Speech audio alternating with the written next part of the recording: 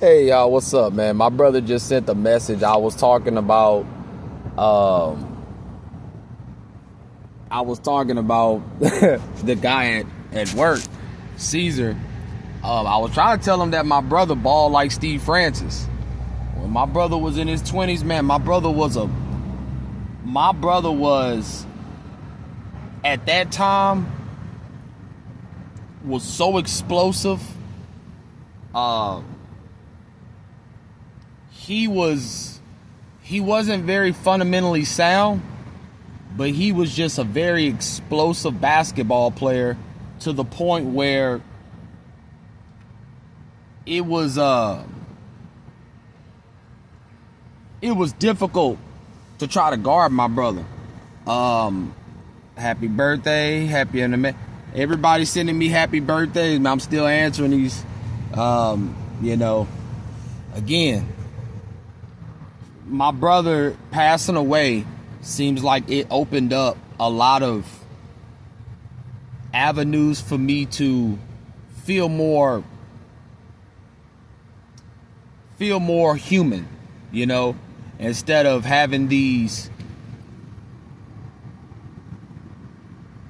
bad thoughts based on my environment, where I live and stuff like that. Because I said it, before my brother passed, I was always in some type of standoffish. I had a more isolated way of thinking when I thought about my people. And what I mean by that is that I was thinking like, man, all we gonna end up doing is arguing, because I think a lot of things that y'all believe in is ass backwards. And it wasn't until my brother passed away and my cousin just came and picked me up. Didn't ask me, did you want to be picked up? She just came and picked me up. Yeah, y'all see this right here? Just a side note. I actually used, for the first time, Gemini, the little talking robot. And I said, hey, Gemini, how can I, cool down my tent? And it said, if you got a mesh thingy mabobber, like I got, you might want to think about pulling anything back. If it's not raining, pull that stuff back to you're not creating like a heat pocket. And that's why I told y'all, like, why the hell is this so hot in there and it's dark? Because a lot of my body heat and stuff like that was not getting out. And you'd be amazed when I go do laundry, you'd be amazed how long these clothes stay warm. I mean, it was like 3 days and I reached in there like, that's damn still fairly hot from taking them out the dryer. So I'm getting ready for work. So yeah, my brother, just a great basketball player when it came to street ball, and my brother didn't lose a lot. I remember that. My brother didn't really lose a lot. But I wanted to say this. I had a video that I wanted to make. I wrote it down in my notes about, I seen on my Facebook a headline from Wrestling News, I think, that John Cena and Logan Paul are ruining wrestling. And feel free to leave it down in the comments if you want to, about my views on these type of wrestling gimmicks. I don't understand for the life of me. We talk about the Attitude Era, where when you go back and look at wrestling, when you're actually an actual adult, grown man or woman, and you see a lot of and I talk about this, I've talked about this before. When I go back and look at Booker T being beat up, quote unquote beat up, during in a shopping store, a grocery store, by Stone Cold, you look at that stuff, it's like, man, that's pretty ridiculous, right? But we also say to ourselves, like, well, that's what made those times special, stuff like that, because you can't do that now with the same convincing performance as they did back then. So with that being said, yeah, I'm trying to do like 3 things at once, guys. I'm sorry. Trying to do 3 things at once. I got to get ready for work, make sure I got everything, and make sure I'm being clear in this video. So,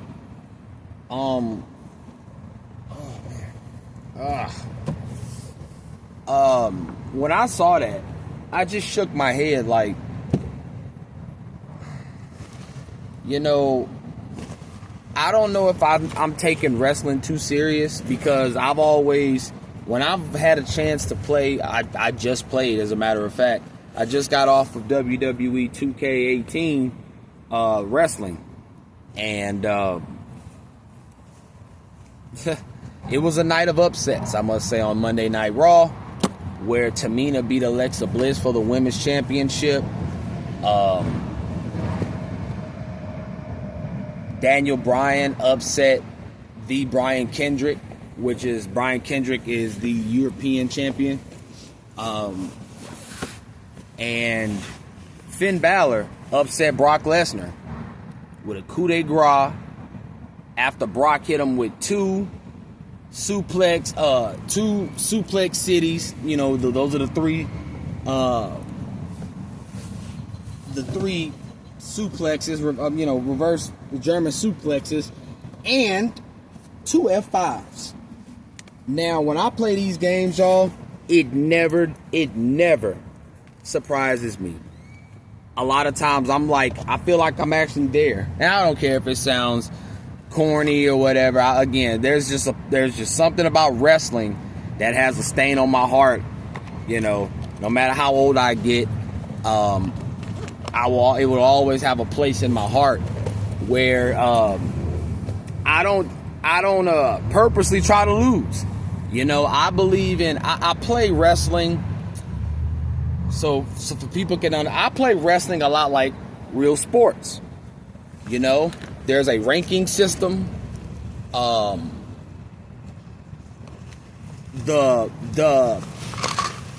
like in the NBA or, you know, other sports, the not as popular superstars, they wrestle first. So what I like to do is start off with either cruiserweights, I start off with a tag team, or I start off with women's. One of those 3. Because those other, there's 7 slots total. So those other slots are reserved for singles titles like the United States Championship, the Intercontinental Championship, European, Cruiserweight, so on and so forth. Well, not really Cruiserweight title, because I'll you know, it doesn't really matter if they start with those 3, tag, women's, or Cruiserweight. But there is a ranking system. I do keep track of who's wrestling when and how often and stuff like that. And if you lose, you do get bumped down. And I keep track of all these title rankings. Keep in mind, I know in real life you're dealing with humans. This is a video game I'm talking about, so I'm not dealing with families. I'm not dealing with injuries. I'm not dealing with legal issues. It's a video game. I get it. Trust me. But the point is that you don't see in the NBA, well, shit, man, I'm take that back now. But in the NBA, you don't see guest appearances suiting up to play important, you know, to play NBA games.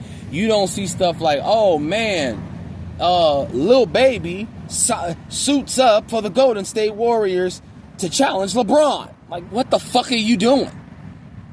Why is Travis Scott in the WWE? I don't care. I've been a fan of this my whole life as a kid. Now I get an opportunity. Bro, you out of place. You out of place. How do we expect you? Again, it's the whole thing with the acting and stuff. You know, the rundown and all of that. You know, a lot of those early 2000s movies that The Rock did. But it's to the point where it's like, dog, how can I be convinced that you're serious when you're cutting promos and see, that's why I said what he's doing now is just totally disrespectful. What you're doing is saying, hey, well, I heard it, all these kids now refer to hard fights on games that's called bosses. These are called boss fights. So I'm going to call myself the final boss. Yeah, I'm going to just cut that corner And I'ma just play into the whole Illuminati thing when I'ma just get people selling their soul to me and all that, because because there's nothing else you could bring to the table that is going to convince us that, like, bro, you do go back and do other shit. So that's why I was always like, dog, why are you letting, like, I don't know. Yeah, it's always been an entertainment business. And I know with entertainment businesses, just like the NBA and just like with the NFL with Patrick Mahomes, you have to sell characters. You have to make good guy, bad guy. I get it. Trust me. I do. But I be damned if I'm going to have somebody that I know can't convince millions of people, hey man, this thing might just be some sport to take serious, because nobody takes wrestling serious. Everybody refers to anything fake as, man, it's some WWE shit, so a lot of what I do on the game is that I have a ranking system. I do things as almost like a soap opera. You hear me? The way I operate on these games, I operate as if it is a soap opera. So there is a love-hate dynamic. There is for example, the New Day. I hate the New Day. I hate what they did. All that goofiness, jumping around, booty-os, and all that other silly shit. I hated that. So what I did is that I let them wrestle, accordingly. If they just so happen to keep winning, they just keep winning. Fuck it. But there's also an element of when you start to lose, then you start to look at yourself like, look at this stupid gimmick they got me doing. And so what'll happen is that I'll split that tag team up. Xavier Woods, Big E, and Kofi, I'll split them up and have them acting like decent human beings, real men, and maybe they'll form another team called the Nation of Domination. You see what I'm saying? Something that when you're walking around in your normal life, you're not ashamed. If somebody say, hey man, that go the Nation of Domination dude, instead of, hey man, that go Captain Booty-O's. Hey Big E, you got some Booty-O's for me? Like, what the fuck is going on here? I would be pissed off somebody refer to me that in person like Booty-O's. What the hell? Another thing, I have a distinct ability to see who deserves to be what kind of champion. When you put 2K18 in, Kevin Owens, part of his attire is that he is supporting the USA. So by default, I made him the USA champion. I will show you guys all of this. I don't mind showing all of y'all this, but I'll show you later. But by default, he is the WWE United States champion. JBL.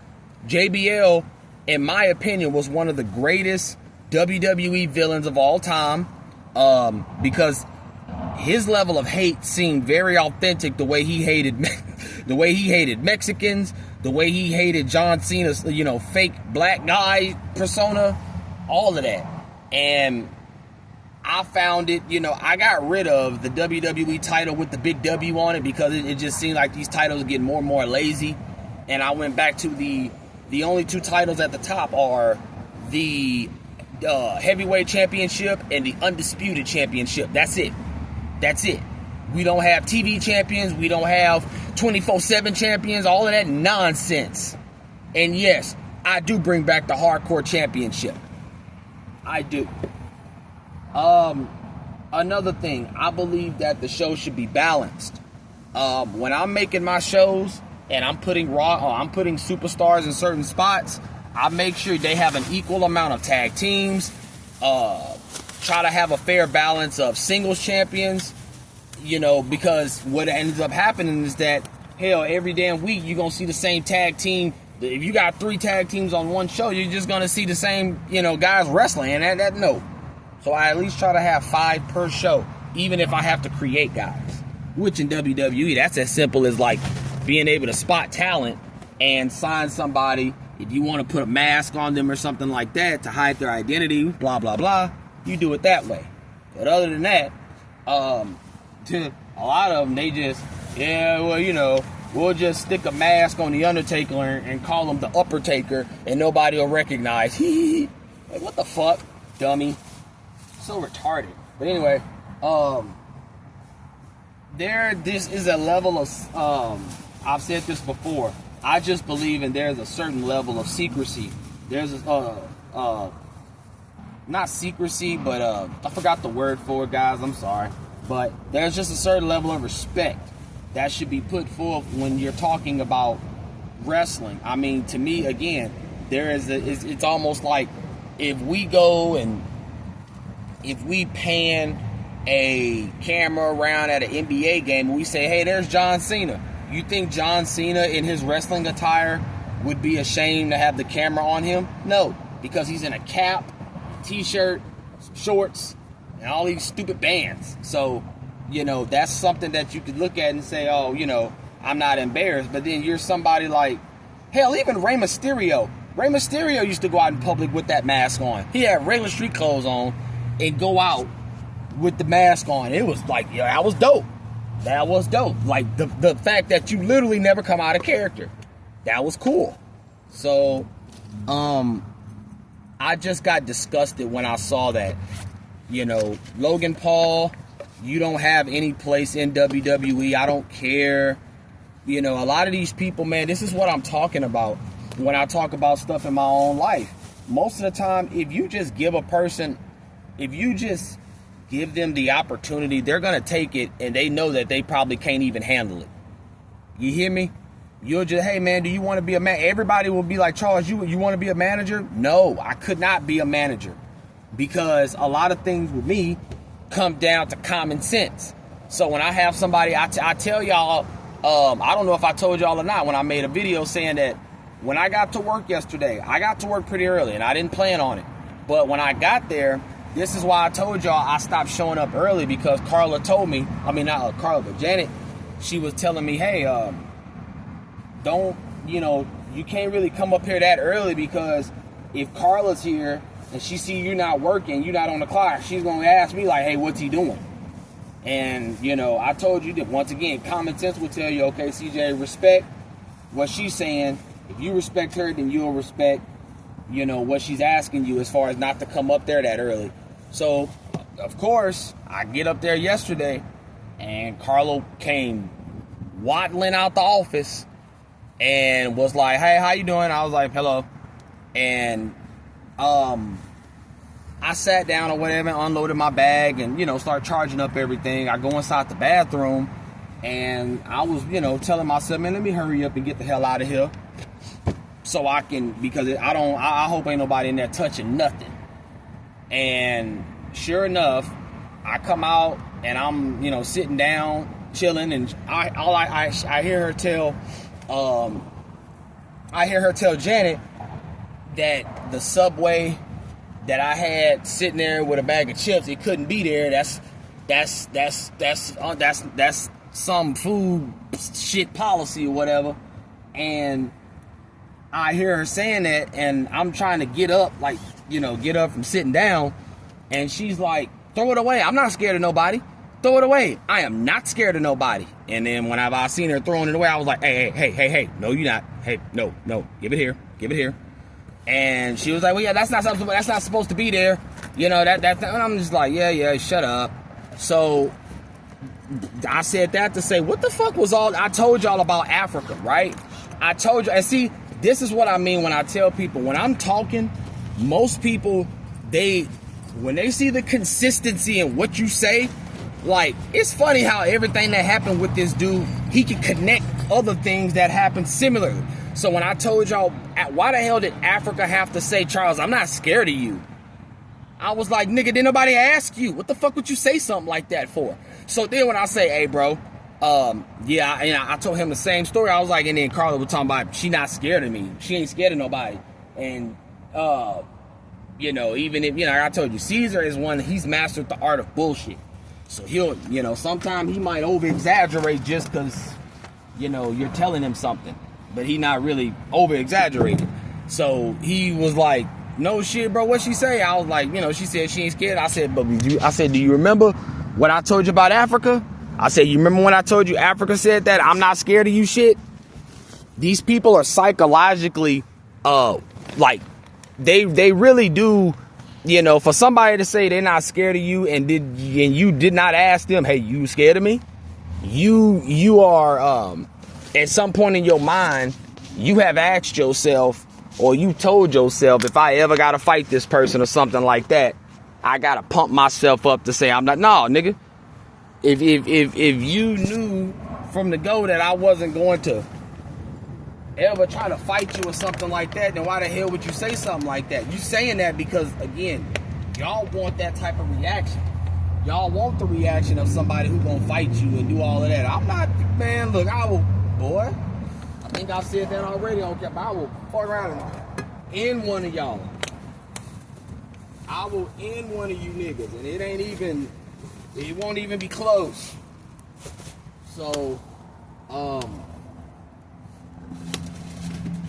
you know, that was just a part of what I talk about when I say that people, you know, it's easy for somebody to say, man, don't even worry about it. But I notice these things about people. I'm not scared of nobody and all that. Who the fuck asked you that? If you had any decency about you, you'd have said, hey, excuse me, Charles, does this belong to you? Yeah, yes, ma'am. What's up? Okay, can you move that or like put it in your bag or something like that? Like, we can't have other food from, you know what I'm saying, laying around, because I, you know, appreciate it. Thank you. If you had any decency about yourself, but you don't. I told you, like, this the same lady that every time something go down, like, Janet will come and tell me, like, and Carla wanted me to just fire you, but I didn't want to. And I'm like, that's another reason why I was like, bro, that's why I'm trying to get out of here. Because I'm tired of everything coming down to somebody just ready to get rid of me. I'll walk away before you get that opportunity. I will leave. So I got to get out, guys. If you want to support what I'm doing, man, the links are in the description. I'm out.